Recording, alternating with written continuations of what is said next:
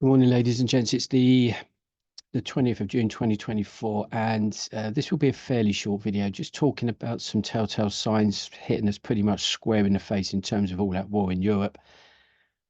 I will be talking about sort of emergency preparedness information in the form of government booklets, meaning how much information are our governments really sort of giving us as a nation to prepare ourselves for all-out war.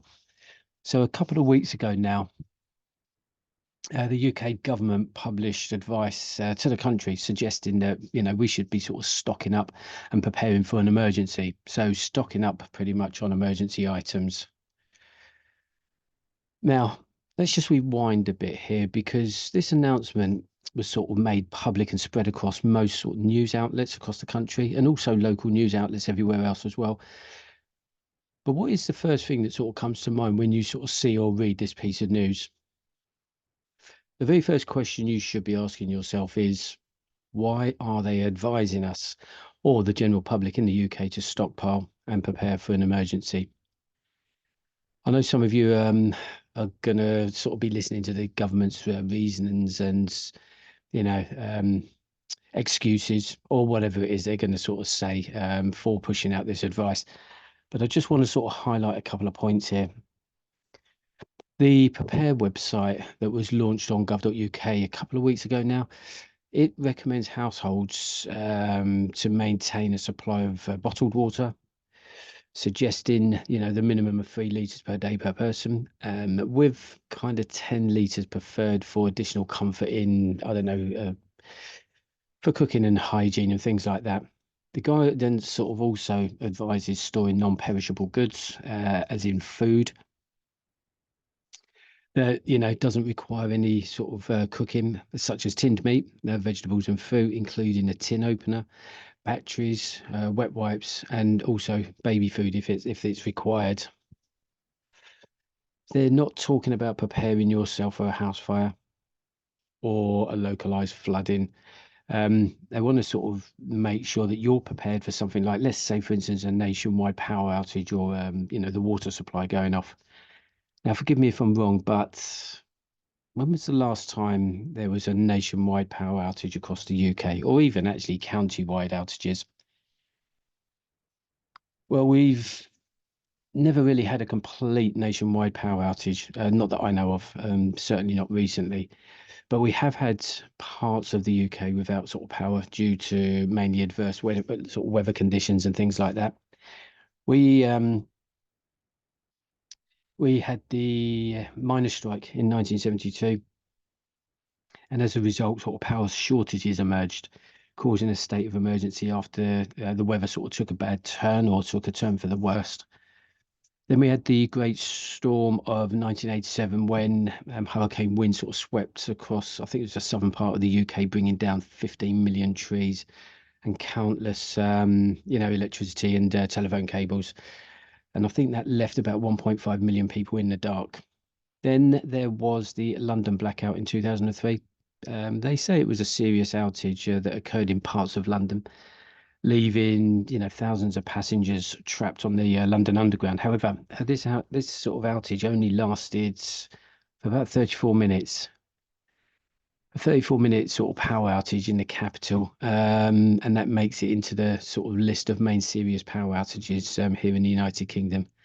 I'm not sure about that, only because of the timescale. The loss of power for 34 minutes. I think it was just because it was in the capital and there were people trapped on the underground. The UK then saw its worst floods for 60 years in 2007 after a prolonged period of heavy rain, with sort of severe weather warnings across the country being issued. And then sticking with the weather, in 2013, we had the Atlantic storm taking out power to about 220,000 homes and sort of, just causing havoc with the heavy rainfall and flooding that sort of followed. Off the back of that, there was thousands more homes without sort of power. Only a couple of months later, actually, over the Christmas period, due to sort of gale force winds. And finally, another storm in 2015 caused power cuts, and sort of thousands were forced to evacuate their sort of homes across the UK, in sort of various different parts. So what I'm sort of trying to say here is, yeah, we've had sort of power cuts, and it's been due to sort of adverse weather conditions and things like that. But a nationwide power cut, we haven't had. So of course, these sort of events would have caused, misery to those affected. And with weather conditions changing all the time, 9 times out of 10, the unpredictable weather is going to be the root cause for those outages. Let's just stick with the power outage, and another sort of infectious disease making its way back to the UK. For this advice to be released, and broadcasted out to the general public, just tells me one thing. Are they expecting another infectious virus to sort of hit our shores anytime in the near future? Or are they expecting a nationwide power outage at some point? Now, depending on how you sort of want to look at this and how much time you want to spend on the internet, but actually, both of those scenarios that I've just sort of pointed out there could actually be in the pipeline. We have sort of mentioned the possibility of cyber attacks on the UK's critical infrastructure, that being gas, water, and electricity. We have also lightly touched on the threat of an EMP, or an electromagnetic pulse missile, detonating, in the skies above the UK. Both events could cause nationwide outages to any or all of those sort of critical utilities. Another infectious virus hitting our shores is possible, and any sort of given point, any given point in the future. To be honest, there's probably another strain sort of being created in another lab somewhere in Asia as we speak, or even in Russia, just waiting to be released onto the public domain. And just look at the bird flu rapidly sort of spreading across the US continent at the moment. Can bird flu be sort of transmitted across to humans? Well, they're saying that it can, and that if that is the case, then they're also saying that that will come with a high fatality rate as well. But let's not go down that road on this video, actually. What I'm sort of trying to say here, ladies and gents, is that the UK government and other governments across Europe are releasing advice and recommendations to the general public. That goes without saying, but the question remains, and that is why.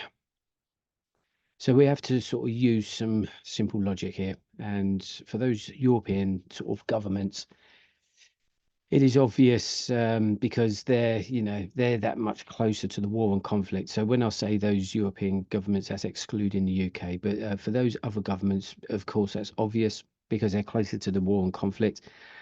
So that can be, or that can't be sort of hidden from the population. Hence the reason, for their comprehensive emergency preparedness booklets. So if that is happening in countries not so far away from us, then one has to assume that things are likely to escalate, and so much so that we're going to feel the effects here in the UK. There is no other logical reason why governments would be releasing this information. And I'm just going to say that again. There is no logical reason why governments would be releasing this information in terms of preparedness booklets and launching preparedness or emergency preparedness sites on their government platforms. It's only going to be, a matter of time before before they can no longer sort of hide the fact that it could all sort of pop off anywhere in Europe at any sort of time soon. And not only there are other conflicts on the brink of war in the Middle East and Asia. So, if you sort of look at those conflicts, and again, I know a lot of people out there they're just kind of blind to it, or just not bothered about it, or they just think that we're so far away, it's not going to affect us. But can you imagine NATO going to war with Russia because they're a direct threat to the security of Europe? And then Israel declaring all-out war with Lebanon and/or Iran in that case, and then China jumping on the bandwagon and deciding to invade Taiwan all at the same time. Honestly, can you imagine that scenario unfolding around the world over, I don't know, the coming months? If you're one of these people that doesn't even think that Russia would or could attack sort of either NATO or Baltic countries or even any European country, then you're going to have a hard time sort of figuring out this lot. Get rid of that normality bias as soon as you can. Regardless of what I think, though, it's not about what I think. Just look at the data and the sort of facts that are unfolding right now. Then analyze that information, filter out the shit, and then make up your own minds. If you're coming up with completely different answers to me, then maybe ask yourself why you think this either isn't happening or it is happening, but is not likely to affect us here in the UK or whichever country you're sort of living in. Actually, that last comment about you living in a different country and these sort of conflicts not affecting you is plausible, actually, only for one or two countries. If you're living in Australia, then you might be okay. But if these wars sort of pop off in Europe, Asia, and the Middle East, then that doesn't really leave you much, much room to be in a country where you're not in the firing line. I think I know why, and it doesn't take an Einstein to join the dots up here. This is why, guys. If you're not aware of any of this conflict currently sort of unfolding in Europe, or you're stuck with your your heads locked into the social media platforms and the daytime sort of mainstream news, then my advice would be to start sort of paying attention in other areas, because what you'll see on there isn't really the real world sort of news. There's one thing that's really sort of getting under my skin at the moment, and that is the UK government's lack of effort in sort of preparing its population for possible events not seen pretty much since 1945 during World War II. Countries such as Latvia and Germany are kind of preparing their general public. They're releasing comprehensive documents on how to sort of prepare yourself for wartime scenarios. Of course, Latvia and Germany are sort of that bit closer to the Russian border, but just to put this into perspective, I can sort of get in my car and drive to the German border within 7 hours, and I could then or I could drive from here in the UK into the capital of Latvia in around sort of 25 hours. The reason why I'm using these two countries as examples is because they both have sort of published booklets to their nation on how to prepare for all-out war. I have read through both of those documents, and I'm going to say they're nothing like the pathetic emergency prepared website example released by the UK government 2 weeks ago. I've jumped onto the gov.uk website landing page called Prepare, and on there they're trying to tell you how to prepare for emergencies, alerts and warnings, and transport sort of disruptions and delays and things like that. This is, quite frankly, guys, I think, got to be sort of careful sort of how I put this, but I'm just going to put it out there. This is embarrassing. Telling you how to sort of escape your house if there was a fire, or how to tackle floods in your area. This Prepare sort of government website must, and this is just in my view, it must be just like a landing or pre-stage page, meaning that this Prepare page will soon be updated with more meaningful information, and then when military postures sort of change, then they will add those changes to the website. Right now, this website is so basic, it looks like it's been written for some primary school children. Why are they sort of presenting emergency information on sort of house fires when we've had sort of fires in buildings for well over 100 years? Why are they trying to sort of teach you, how to suck bloody eggs, and advising you, to frequently check your sort of smoke alarms in the house? We've known this information for years, and if you don't know that you should be checking them, then I'm not sure, what to say without offending anyone. The UK government go on to say, this is again, I'm just sort of sticking to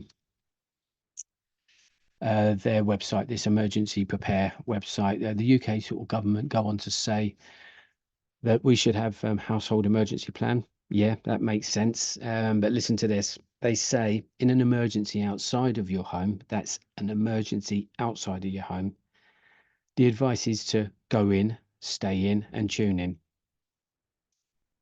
For an emergency inside your home, they're advising you to get out, stay out, and ring 999. Listen, guys, useful information for the sheep community, maybe, or if you're a complete fucking idiot. If you live in an area where there's history of floods, then you're already going to know the dangers. Everyone in that community are already going to know how to prepare for it, and most will probably already have some kind of evacuation plan in place. Before I go on, there are 4 flags to be concerned about here. And these are flags that have kind of been triggered over the last 3 to 4 weeks. The UK government telling the people that the UK is now on a war footing. And let me say that again. Rishi Sunak says UK defence spending is put on a war footing. Or those were his exact words. And the key 2 words here is or are war footing. If you look up what that means, actually, in simple terms, it just means to be ready or preparing to fight a war. I'm not going to read that again, but this is a red flag, guys. When you're being told by your government that the country that you live in is now on a war footing, that means that they're preparing for war. You've then got the government again talking about bringing back national service. Prime Minister Rishi Sunak said that he believed bringing back compulsory service across the UK sort of would help foster. I think he put it as the fostering the national spirit that emerged during the pandemic. And, expectedly, we're all a little bit sort of confused.com. Well, I am. Getting us back into the spirit seen amongst the people during the pandemic. So I'll say it again. Is there another pandemic on its way? Ladies and gents, you have to listen to the information that you see, then analyze it and filter out the crap, and then come up with your own answers. Compulsory service will be coming back. Otherwise, there's absolutely no reason why they'd be saying it sort of 75 years after World War II. The third one, this is a trigger again. So there's two points there. Now, if you've just heard that and you've kind of spoke about it, at home with your partner or in the pub over a pint, and then that's it. It's not been spoken about again. You need to think about what they're telling you here, guys. They are drip feeding the nation, and they are telling you what is likely. No, let's change that word. Possible. What is possibly on its way. What happens next? So either King Charles calls Rishi Sunak to the palace, or Rishi Sunak has requested to go to the palace to be granted permission to call a general election or call it earlier than what everyone else was expecting. Once signed off by the king, that is, Rishi Sunak goes back to Parliament, and only then does he tell his colleagues. So between Rishi Sunak and the king, they've discussed the need to have an early election and not to wait until November. Now, my view is, and this is just my view, that either the king or Rishi Sunak have requested the election sort of sooner rather than later, so that the job is done before it's kicked off, or before anything sort of kicks off in Europe. But again, guys, listen, I'm just speculating again. If you're kind of looking out for signs, there is a tendency to sort of find them even if they're not there. So I'm just going to leave that with you to sort of ponder on. But that was the third sort of trigger. Okay, these are kind of, for me, these are triggers. It's a sign that they're drip feeding you. But and finally, on the same day that they announced the election, the UK government then released or launched that that emergency preparedness website online. I may have said this before, but I look for the logic based on facts. The facts are those that are being presented to me, and those 4 things alone should sort of send alarm bells ringing through people's heads, to be honest with you. My point being, the UK are sort of quick to tell people that the United Kingdom is now on a war footing and talking about bringing back national service. But as per usual, with no real sort of clear plan on who that really refers to, nor how that requirement would be rolled out, and also what it means to you. It's the double-edged sword again that I've spoken about in previous videos, that the government are only going to be able to sort of drip feed you or the nation with sort of snippets of information, because anything more than that could send the masses into panic, and they can't have that. So going back to Germany and Latvia and their sort of preparedness information, I just want to sort of go into their sort of booklets and their information in sort of detail. Germany they're telling their people to prepare for all-out war in the future. Remember, this is Germany. It'll only take you 7 hours to drive there. Okay, Germany are telling their people to prepare for war in the future in their sort of 67-page roadmap that they've released. When I say released, this is available to me, to you, and to everyone in Germany or anywhere else. And they are outlining specific details on what that actually means. They talk about conscription and how the subways would be turned into bomb shelters. They point out exactly how ordinary men and ordinary women would be affected by the war, telling the German people that people could be drafted at any time. They're telling people that if they work in certain industries and jobs, they could be told to stay in those jobs to provide sort of essential products and services, whether they liked it or not.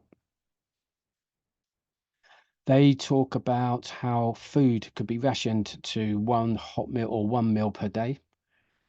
And that's per person, and how the German government sort of talk about the possibility for them as a government, might have to stockpile things like wheat and grain.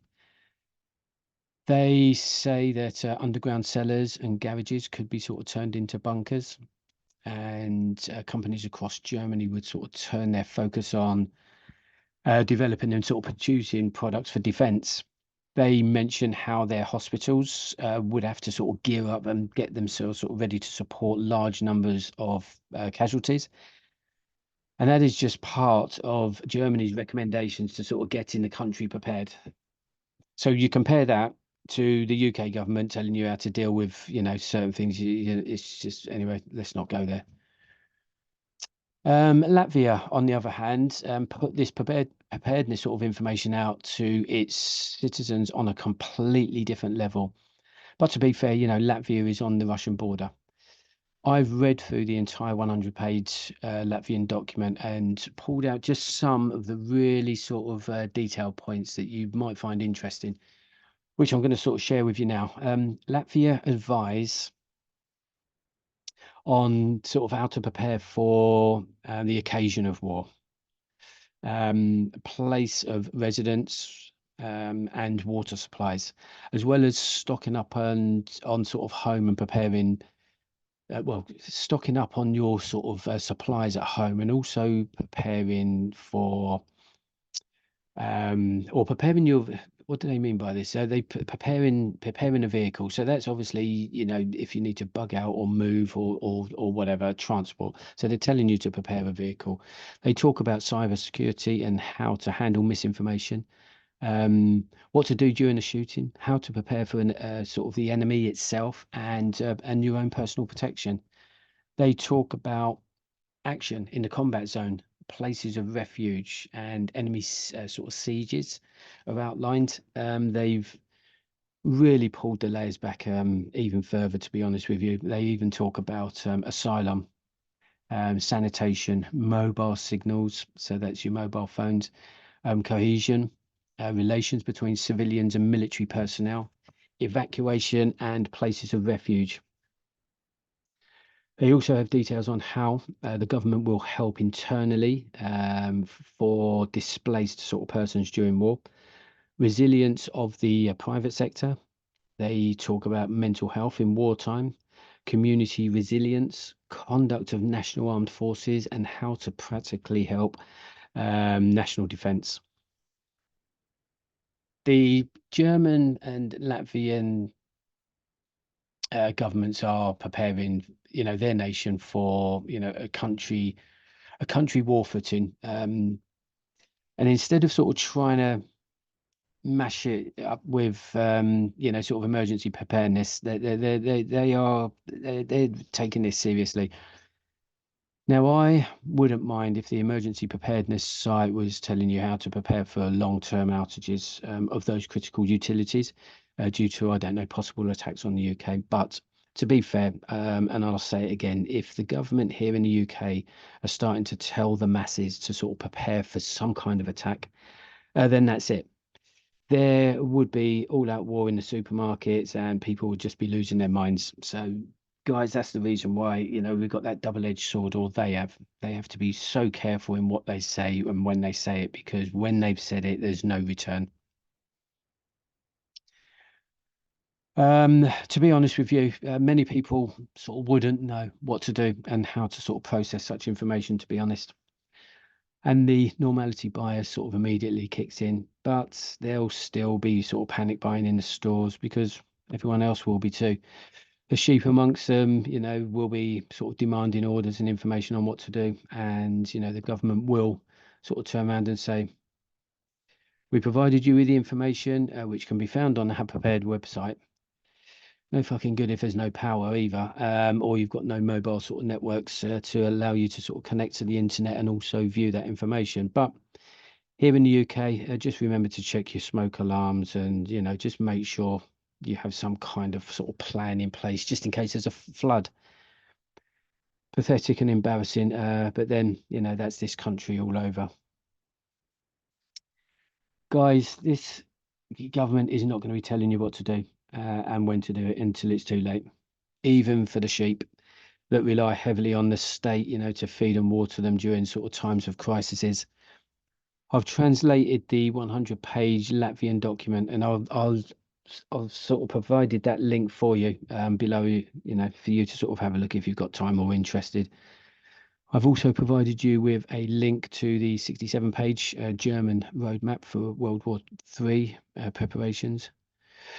So that's only if you need them. If you're thinking about starting to prepare just in case, or you've already sort of started preparing, but you're just not sure, if you have all the bases covered, then, it might be worth a sort of download and read of these documents anyway, just for your records, because, you're not going to find this information on the gov.uk website if you're living in the UK, that is.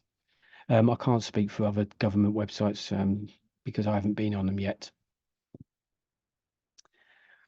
I'm just going to sort of run through some of the advice these countries are providing their citizens with, so that you can sort of see what and why, this advice is sort of being distributed. But before we go through this, one thing that's been sort of racking my brains, and that is this 72-hour sort of prepared timeline.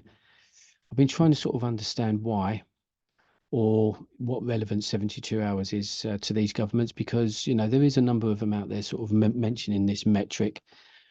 When the shit hits the fan, what is 72 hours worth of preps actually going to be sort of doing for you? Firstly, we have to sort of look again at the threats and where you are in the world, and where you're sort of located. So depending on which country you live in, and also kind of how close you are to the conflict zone, will sort of determine whether or not there is a low, medium, or sort of high risk or threat.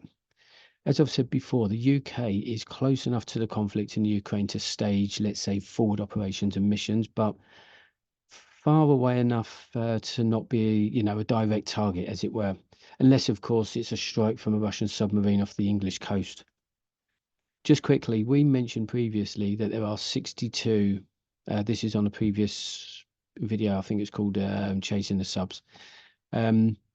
There are 62 submarines in the Russian submarine fleet.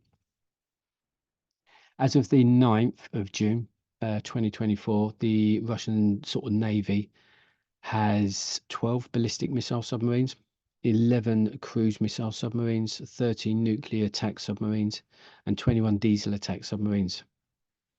The Russian Navy also has 8 sort of special purpose, what they call special purpose sort of submarines. So in total, the Russian Navy is one of the largest submarine fleets in the world. So the likelihood of a couple of subs just being sat off the coast of Scotland, Ireland, Cornwall, Portsmouth, or whatever, is possible, or should I say likely. A missile launched from a Russian submarine, let's say, I don't know, 100, no, let's just say 50 to 100 miles off the coast of the UK, is an immediate threat and therefore very high risk. But let's just sort of concentrate for 1 minute on that not happening, and instead a tactical nuke striking another European or NATO country. That's not a direct threat to the UK, depending on which country's been hit, but enough of a strike to send, the UK masses into panic. I will be doing another video on sort of direct threats to the UK, specifically talking about the likes of Russian sort of submarine fleet and hypersonic sort of missiles. Panic buyers will clear the shelves quickly in shops, causing problems for everyone else around them. I think for us here in the UK, if the UK government can sort of try and, have as many sort of households prepared for 72 hours, then that alone would sort of lessen the droves of panic buyers, therefore lessening the pressure across the retail infrastructure. That in turn allows the government to sort of work with the supermarkets and retail chains logistically, as it were, as per the war footing, in making sure that we don't have chaos and panic across the country. So the government will want to sort of avoid that at all costs, because it just becomes unmanageable.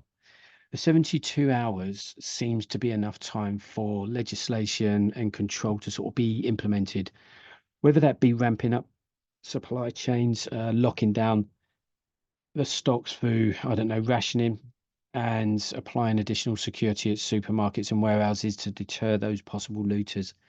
Either way, the 72-hour statement for those reasons seems to be the only logical reason I can sort of come up with at the moment.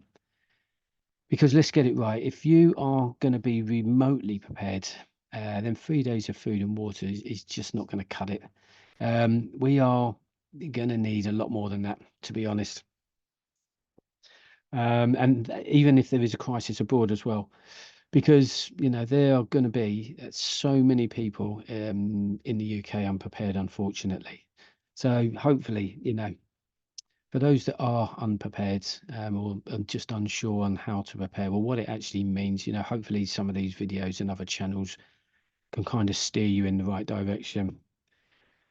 So when I look at the threat closest to home, that being panic buying at the moment, I can now see why, or the relevance actually, for the 72-hour emergency supply package.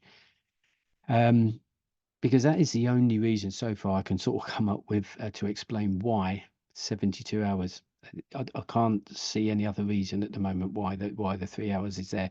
It's kind of like a buffer zone to allow the governments to kick other protocols off, really, depending on the nature of the SHTF, to be honest. Whatever the government need to do during or after that SHTF situation is just going to take them up to about 3 days to implement it, roll it out, and maybe govern it. I don't know. Again, I'm just speculating, but I'm just trying to sort of understand why this information, as in the information that's being drip fed to the nation, I'm just looking for meaning for it. Right, enough of that.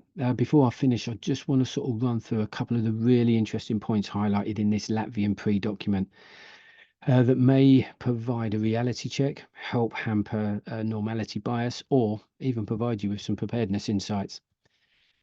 I'm just going to let me just bring this. I won't bring it up on the screen.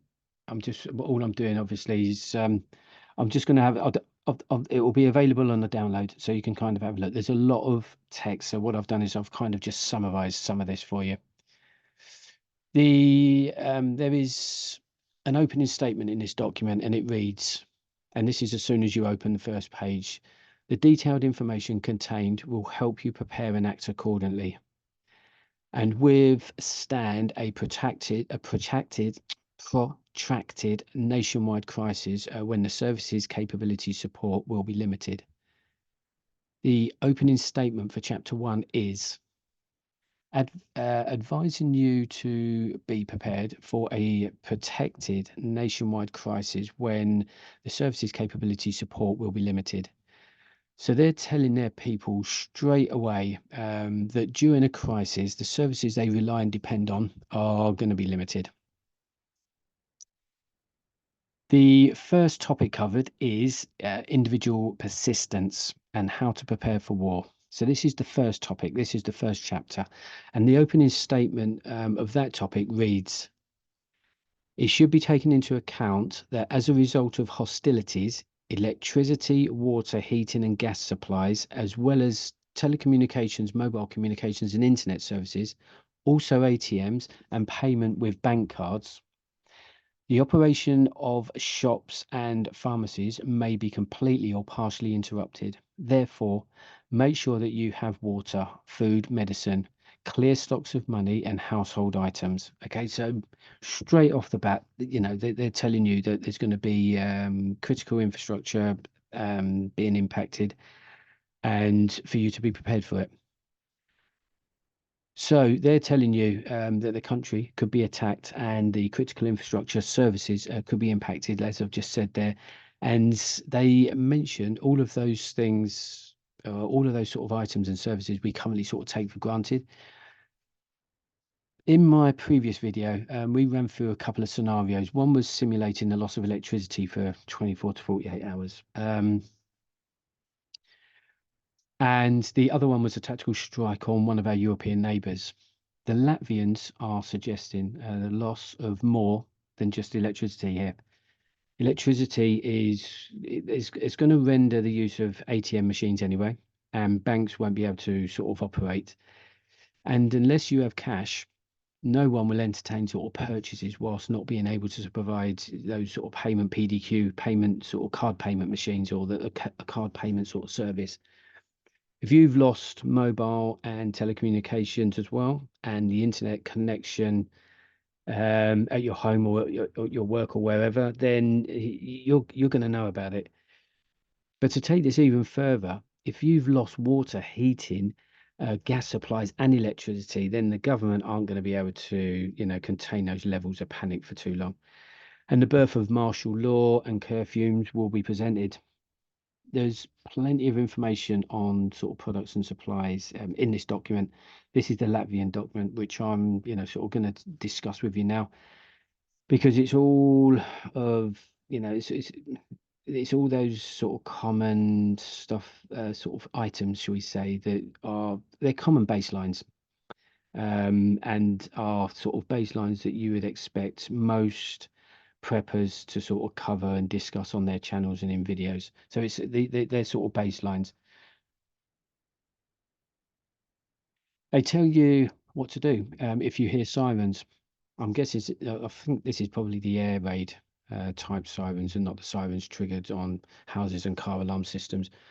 Honestly, I don't even know if we have them here in the UK any longer. And that's probably why we don't see any information on it. But this one was interesting. How to protect yourself from misinformation. It tells its people not to believe the news if they're being told, if they're being told that the National Armed Forces have stopped fighting and NATO won't help them or won't be there to sort of help them. And under security, you're being advised to lock down your devices, use WhatsApp for messaging, and purchase SIM cards from different network providers, just in case one of those network providers is no longer available. And some of the most important subjects highlighted here: what to do during a chemical attack, signs of the use of chemical weapons, priority actions in a sort of chemically contaminated area, and chemical attack symptoms and priorities, of which they go into quite comprehensively. So, that's pretty good as well. And how about this? What to do if I'm internally displaced or if I'm in an internally displaced person? If you have to evacuate your home and area for any reason, you will have to sort of be considering, collecting necessary items, which is where the bug out plan comes into play. Consider the health and fitness of others before committing to any long walks out of the area. Again, Hence, an advice on keeping yourself sort of actively fit, as I've sort of mentioned, is so important, especially, if you struggle sort of walking up the stairs or to the shops, then you need to sort yourselves out, guys, because you just need to be fit for yourself and for those around you. You'll need to keep calm, they say, and prepare to help others, but also to make sure that you're planning your next steps. They say, um, in this next piece. So in this next piece here, they say, or they advise you on how to look after your mental health and other medical matters during times, sorry, of conflict. Some of the mental health recommendations are: make sure you're getting sufficient sleep, maintain good relations with others, friends, family, etc. Regular and balanced meals where possible, prioritization. Set yourself 3 to 5 tasks a day and stick to it. Maintain a limitation on information noise, such as daily news. Only tap into sort of critical updates if necessary. Regular physical activity, as we've just said there, just keeping yourself fit, healthy body, healthy mind, as they say. Follow a workable daily routine. So keep yourself kind of focused and channeled on, things to do, and some kind of system. And do not set deadlines for the end of the war. Such predictions are difficult to manage if they don't happen. Listen, guys, this is really good information in my eyes, and I'll apologise actually on behalf of the British government, because they just don't give a shit. If you think I'm a little bit sort of ruthless towards the very people in place to support and guide this country, then just look at the differences between the critical information being made available in other countries. A big difference between these documents. And actually, thinking about it, there's no wonder people are simply walking through lives with bubbles on their heads here in the UK at the moment without a care in the world. Guys, I don't want any of this to happen at all. Um, does does the world need some kind of reset? Yeah, maybe. Some people are talking about, this is a reset and it's needed, because people are becoming sort of lost and out of touch with the real world. But an all-out sort of war across all continents, as I sort of mentioned before, can you imagine that? And the total collapse of economies. Well, it will definitely give everyone something to think about, shall we say. I'm going to leave it there for now on the emergency preparedness booklets. But if you have time, I would sort of recommend, you reading through both the German and the Latvian booklets sort of first, and then, sort of just take a look at the UK's prepare for emergency or an emergency advice that they're giving you online. And, really, to be honest, for what it's worth, it's up to you. I mean, it's not going to take you long. I'm going to get another video done on sort of immediate threats to the UK again. That's going to be things like sort of panic buying, because that is an immediate threat, and it's also the closest one to home. It's not going to take much to kick off the masses, and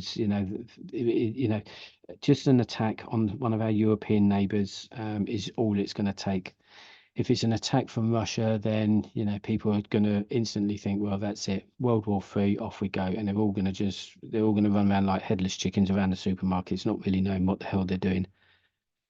So, to that end, again, guys, that's enough for me, and I'm off.